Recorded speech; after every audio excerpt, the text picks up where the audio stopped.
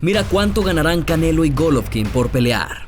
Mauricio Sulaimán, actual presidente del Consejo Mundial de Boxeo, dio a conocer las cantidades millonarias que recibirán los boxeadores Saúl El Canelo Álvarez y Gennady Golovkin luego de su pelea este 15 de septiembre. Durante una entrevista para la cadena de televisión norteamericana ESPN Deportes, el presidente del Consejo Mundial de Boxeo reveló que el mexicano tiene asegurados $30 millones por subirse al ring, mientras que Golovkin, que defenderá sus títulos de peso mediano del Consejo Mundial de Boxeo y la Asociación Mundial de Boxeo, se embolsará solamente $20 millones por aparecer en el combate. Pero eso no fue todo. Mauricio Sulaimán también explicó: el Canelo Álvarez ganará más que Gennady Golovkin por su poder de marketing, su poder de venta. Él es el que trae el pago por evento y el arrastre con el público mexicano y México-americano. Las ganancias de este año superarán las de su pelea del año pasado, donde Saúl Álvarez obtuvo $25 millones, mientras que Gennady Golovkin se adjudicó solamente $12 millones. Aunque claro, a pesar de que se trata de cifras muy elevadas, no hay comparación con la fortuna que recibieron Floyd Mayweather y Manny Pacquiao en su combate del 2 de mayo del 2015, quienes de acuerdo a la revista Forbes obtuvieron 150 y $100 millones